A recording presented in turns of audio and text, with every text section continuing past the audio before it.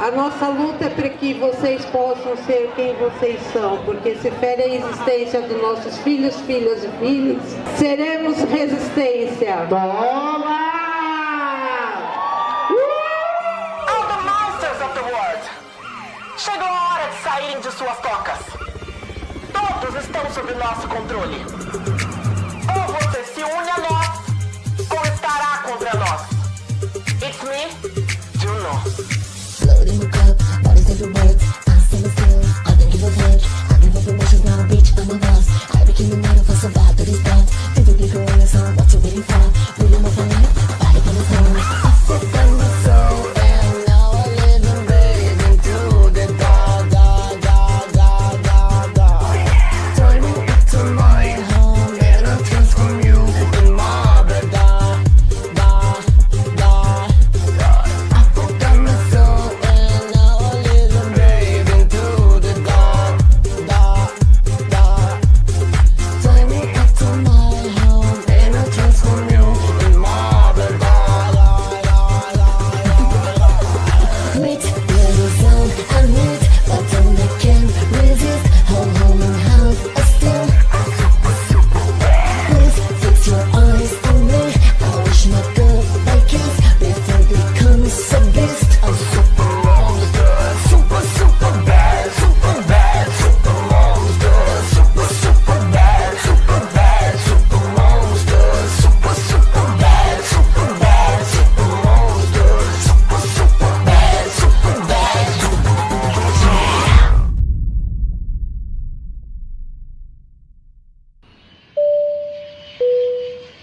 O ano é 2017, lá estou eu, vindo lá de Curitiba para Apucarana, para a gente começar a desconstruir o preconceito. E, meu Deus, que luta, hein? Desde 2019, desde a primeira edição da Parada da Diversidade, foi labuta. Foi briga, foi discussões, foi brigas homéricas com a prefeitura, com a gestão, mas no final a gente entende que a justiça ela é para todo mundo. E pasmem, a justiça também é para a diversidade. A justiça ela vai amparo a todos os corpos e corpas, né, dissidentes dessa sociedade que normaliza os padrões. Bem, se não fosse o Ministério Público de Apucarana, em especial a promotora Fernanda Trevisan, a nossa luta em Apucarana ela seria muito mais árdua. Bem, fazer encampar a Parada da Diversidade é a gente trazer vários recortes. É a gente falar de empregabilidade, é a gente falar do respeito à portaria do nome social e que dificuldade a saúde de Apucarana teve para implementar uma portaria super antiga, que é a portaria 2803, né? Que vai falar da saúde LGBT, a portaria 1820, que vai falar do nome social. Gente, mas pense na batalha que tivemos que ter junto com o Ministério Público para que pessoas trans e travestis pudessem acessar. E é muito engraçado, né, quando a gente começa a pensar de acesso à cidadania, de acesso a direito, né? Em Apucarana nós tivemos uma luta com as meninas trans, porque a rodoviária de Apucarana estava impedindo as meninas trans de acessar o banheiro. E lá vai nós acessarmos o Ministério Público, a segunda promotoria do Ministério Público, para que corpos trans e travestis pudessem ter direito de fazer necessidades biológicas, né? Ainda não entendi o grande plano de fundo de discussão de utilizar o banheiro. Eu tenho estado muito perdido nesse negócio de saber quem eu sou, o que eu quero ser, o que eu posso ser. É difícil para qualquer um, né? Ainda mais para uma pessoa LGBT que não se aceita com o próprio corpo. Quando eu era mais novo, eu achava que o problema era o sobrepeso. De uns tempos para cá, eu vejo que esse não é mais o principal problema. Está surgindo questões de transexualidade e eu tô tentando me descobrir nisso tudo. E é difícil, porque as pessoas acreditam que a transição é só de uma forma, que tem que ser tudo do mesmo jeito, dentro de uma caixinha específica. Não, porque ela tinha que ser desde de criancinha, mas eu não me entendia. Eu não me entendo até hoje e eu tô tentando entender, buscar quem sou eu. A parada LGBT me fez sentir pertencente. Ali na primeira edição, eu lembro de eu estar assistindo um show, era a Ariel Tripp, e eu vi ali a minha galera, né? Foi a primeira vez que eu me senti representado no palco, que tinha uma artista LGBT, que ela cantou horrores, eu amei, foi a melhor apresentação que eu assisti, até hoje sou fã dela, e foi ali que eu me encontrei minha felicidade de estar num lugar.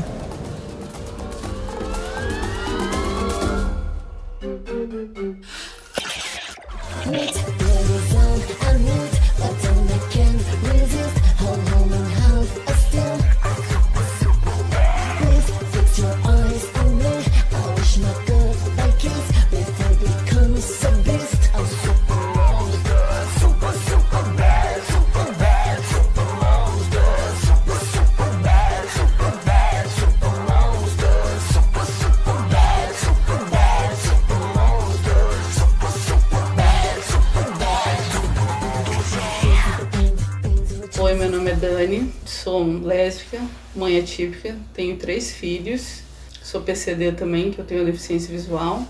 Eu me relaciono com mulheres desde os 11 anos. Quando eu era mais nova, sofri um abuso sexual por parte do vizinho da minha família.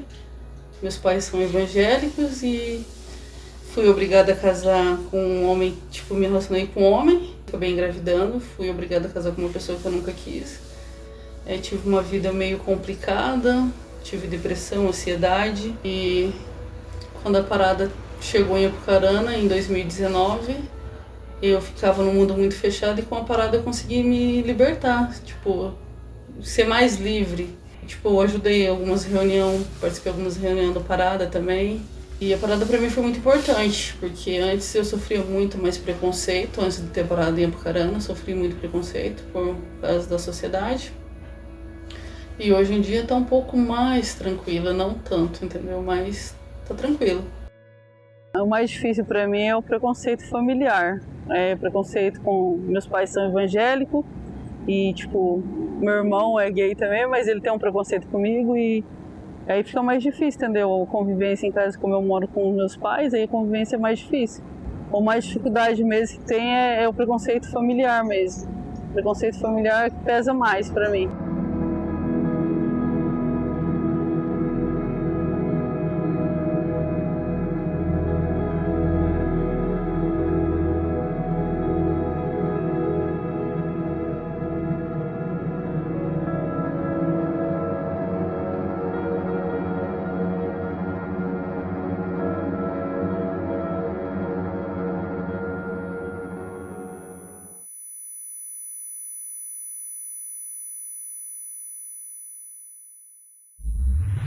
Meu nome é Camila Tamia, eu sou criadora de conteúdo aqui em Apucarana, eu sou uma mulher gorda e há 15 anos eu me tornei uma pessoa com deficiência. Eu tenho a perna direita amputada abaixo do joelho devido a um acidente de moto na cidade. E desde então eu venho usando a internet para me livrar um pouco dos pensamentos intrusivos que a depressão poderia ter me causado. Eu digo assim que a depressão ela não chegou a me tocar, mas ela esteve muito perto de ser algo presente na minha vida. E a internet, ela me ajudou a dar voz para pessoas que, assim como eu, elas não eram vistas e muito menos ser lembradas, né, pelo fato de ser uma pessoa com deficiência. Antes de ser uma pessoa com deficiência, eu era uma pessoa gorda que sempre tive que me provar 2, 3 vezes mais que qualquer outra pessoa, porque o padrão que a sociedade imprime pra gente é um padrão longe de ser alcançado, e uma pessoa gorda, ela é uma pessoa odiada, ela tem um corpo político, e isso é muito ruim. Depois disso, eu me tornei também uma pessoa com deficiência, então o caminho pra mim ficou 5 vezes pior, assim. Eu, como trabalho com a internet, eu sei que eu nunca vi meu corpo na televisão, por exemplo, eu nunca me vi representada em lugar nenhum. E eu decidi que eu me tornaria essa pessoa, não por ego, nem por vontade de ser alguém maior, mas por ter alguém que poderia dar voz para essas pessoas e que eu pudesse representar alguém e uma luta. E hoje a minha maior luta é a luta contra a gordofobia e pelos direitos das pessoas com deficiência. Eu sou de Apucarana e a gente sabe que a cidade é uma cidade que não tem acessibilidade. O pouco que tem é bem precário e a gente tem que brigar muito para ter. Por exemplo, na saúde pública, eu já passei por lutas de não conseguir entrar numa máquina de fazer ressonância, por exemplo, que ela não contemplava meu corpo e eu tive que ficar com o braço erguido e com uma pessoa da saúde me ofendendo o tempo todo só por eu ter o corpo que eu tenho. E, por exemplo, a questão da prótese. Eu sou uma pessoa que eu não uso prótese por motivos que ela me machuca, é uma coisa cara. É uma prótese que custa mais de 45 mil reais se você for comprar particular. E para conseguir pelo SUS é algo, assim, bem complicado, é uma coisa inferior, então eu optei por não usar. E cada vez que eu penso que eu preciso dessa prótese, eu tenho que ouvir um médico me falando que eu sou obrigada a fazer bariátrica. Mesmo tendo laudo de cardiologista, endocrinologista, ortopedista, me dizendo que eu não posso fazer essa bariátrica. Mas ainda assim eles insistem que eu faça para eu poder usar a prótese, para poder voltar para o mercado de trabalho, porque na visão da sociedade, eu como pessoa com deficiência, eu não tenho valor e eu também não sou útil nem produtiva, sendo que isso não é verdade. A gente sabe que as pessoas com deficiência, elas não trabalham mais pela falta de acessibilidade e pela inclusão no mercado de trabalho. Eu falo isso porque quando eu estudei na faculdade eu tinha que fazer o estágio e para conseguir um estágio assim foi algo inimaginável. A sorte é que um ex-namorado meu tinha uma empresa que ele conseguiu me encaixar, porque sinceramente, se não fosse por ele, eu tenho certeza que em Apucarana eu não trabalharia, porque não tem inclusão nenhuma. É muito bonito falar sobre inclusão, mas na prática é romantizado só, ela não existe. As empresas de Apucarana, por exemplo, você pode andar pelo centro e ver que não tem acesso a lojas, por exemplo, você não consegue entrar numa loja porque tem um degrau gigantesco. E aí eles falam, mas o prédio é antigo, mas a lei tá aí. Antigo ou não, você tem que reformar. Se você tem um comércio, se você tem uma empresa e ela não serve acessibilidade, então você tem que fechar a porta e pensar se isso é pra você ou não, porque hoje é lei e a gente vai brigar por isso. Gente, como é prazeroso estar aqui hoje falando sobre a Parada da Diversidade, né? Nós, enquanto organizadores, enquanto organizadoras de parada, a gente tinha a mania de ver a parada de cima, né? E aí a gente entendeu que a gente precisava incluir pessoas PCDs, pessoas com deficiência na nossa construção. E aí nós chamamos a Camila Tamia para nos ajudar a entender, a fazer um evento inclusivo. Então hoje, né, com essa parceria com a Camila, nós entendemos que nós precisamos avançar em termos de evento.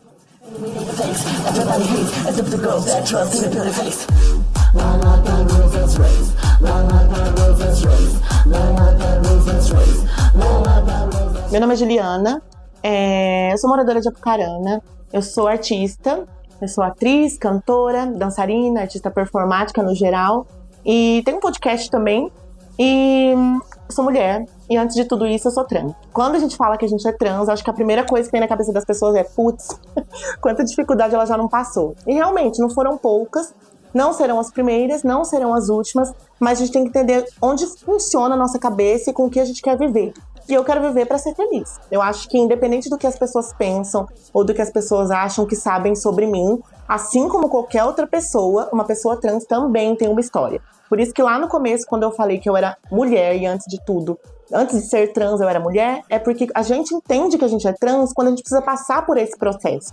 Antes disso, a gente entende a nossa mulheridade e nesse percurso a gente pensa assim, nossa, em algum momento eu vou ter que transicionar para ser a mulher que eu sempre senti que eu era. E no meu caso não foi diferente. Comecei na escola muito cedo e desde pequenininha já sabia exatamente quem eu era. Tanto que uma coisa que a minha mãe falava muito pra mim, e ela poderia falar pra vocês se ela estivesse aqui também, é que nada mudou em mim, por incrível que pareça. O olhar de uma mãe que tá ali vivendo e convivendo com tudo isso, ela sempre diz pra mim que nada mudou. Ela sempre diz pra mim que eu sempre fui a mesma pessoa. A mesma voz, o mesmo jeito, as mesmas caras, as mesmas ambições, as mesmas aspirações, Tanto que eu comecei a querer cantar quando eu era bem pequenininha. E nisso eu nem sabia de que gênero eu era, eu só sabia que eu queria cantar. E até hoje, já como mulher, hoje eu canto, hoje eu faço essas coisas que eu tenho tanta vontade de fazer. Então nada mudou. Minha mãe falou que eu só mudei o físico, mas afinal, quem não muda, né? Quem não quer mudar o cabelo de vez em quando? Quem não quer mudar uma coisa que não tá gostando no próprio corpo, seja por um método cirúrgico ou por algum exercício que queira fazer, ou às vezes a pessoa tá super de boa com a própria vida. Então esse momento de boa, ele só veio pra mim quando eu transicionei. E quando a gente fala em transição, né, a gente precisa falar do ser humano que veio antes dessa transição, né? E sou eu pequenininha, e quando eu tava na escola, eu já sabia exatamente quem eu era, o que eu queria fazer, as coisas que eu tinha na minha cabeça, e os meus sonhos, sabe? Todas as minhas aspirações dentro da minha cabeça eram comigo sendo uma menina, sabe? Isso é muito esquisito, porque você olha pra menina do lado e você não se reconhece nela, mas você vê meninos muito parecidos com você, e até que alguém chegue e te diga que você não é nada daquilo que você tá pensando, é um choque, assim. Acho que pra uma criança é muito estranho e assustador. Mas mesmo assim eu tive a minha oportunidade de estudar, de fazer as minhas coisas, e isso vem muito, assim, de uma família que me possibilitou sonhar. É uma coisa que não é todo mundo que tem, e eu me sinto privilegiada de ter esse espaço. Porque se eu tô doida desse jeito, vestida na frente de vocês, com luva e tudo, e cantando, e me arrastando nos palcos da vida, é porque eu tive mãe, pai que prestaram atenção em como eu mudava com o tempo. E quando eu falo mudança, eu falo de novo da mudança física, porque eu sempre fui a mesma pessoa. Então na escola eu tinha problema com criança, porque criança é fogo.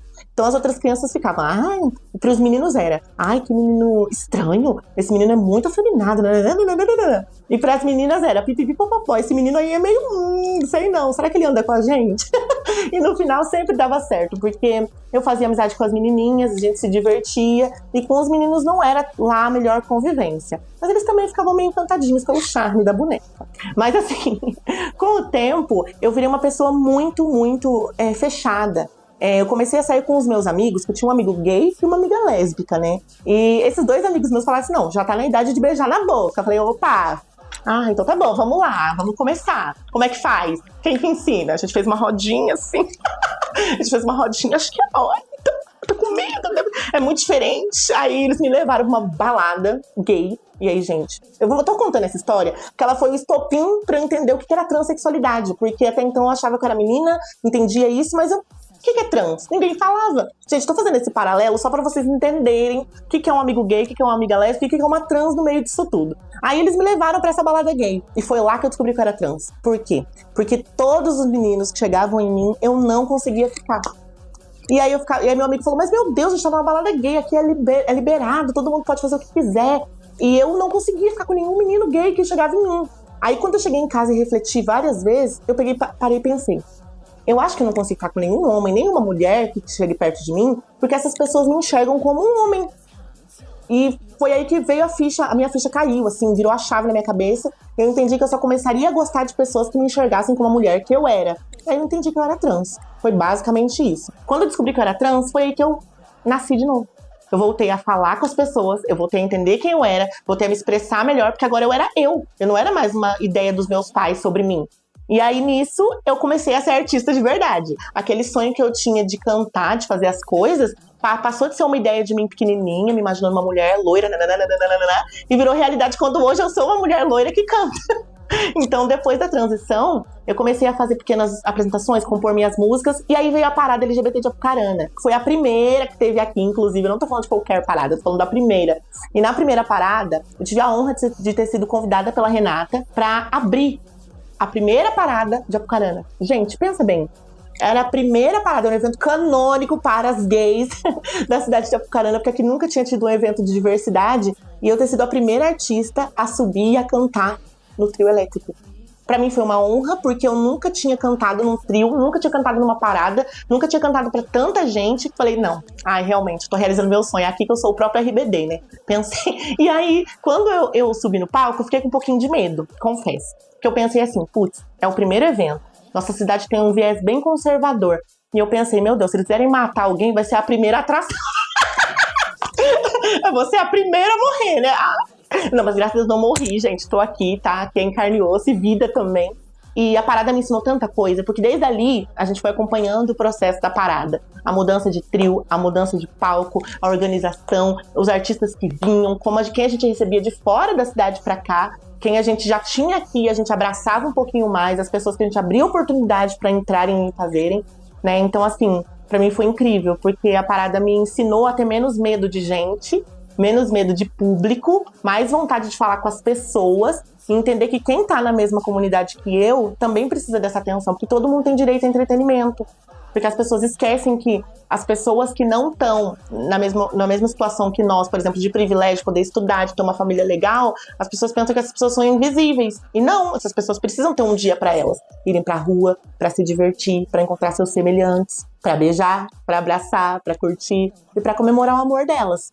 Então eu acho que a parada me fez crescer como artista. E eu tô crescendo todos os anos, porque todo ano a gente tá lá, batendo cartão. Seja como atração, seja pra curtir, seja pra conhecer as pessoas, vibrar energia. Então assim, gente, dentro do que a gente tá conversando aqui, desse breve papo, eu quero dizer a vocês, para inicialmente lutarem pelos sonhos de vocês, consumirem arte trans, arte queer, de todas as formas possíveis. E, gente, contratantes, lembrem de apoiar essas pessoas, não só no mês da diversidade. O ano todo a gente paga boleto o ano inteiro. Então, assim, quando você abre espaço, você dá chances de sonhar. Muitas vezes na minha vida, eu pensava, por onde entra a fome, pela porta, o meu sonho saía pela janela. Então, agora que eu tenho a oportunidade de sonhar, deixem vocês outras pessoas sonharem também. Bem, a luta pelos direitos humanos, ele é diário, é uma luta constante.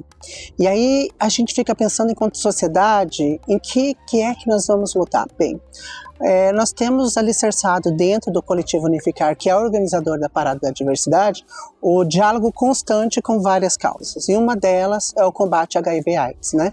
E aí a gente vem dialogando com o Ministério Público, a Secretaria do Estado do Paraná, né?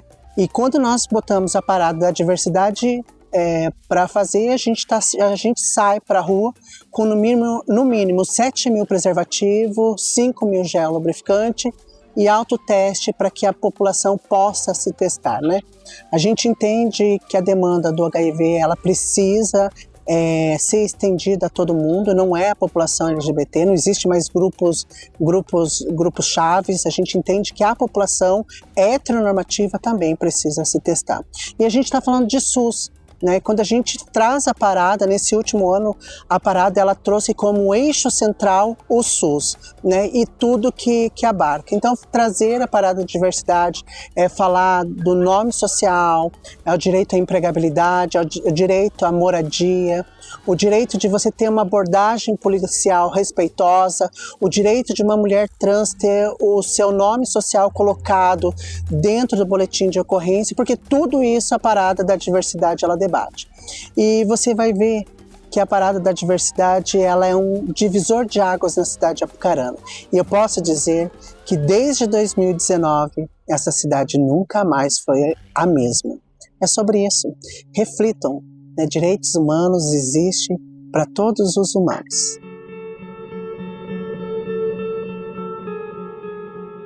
Brasil.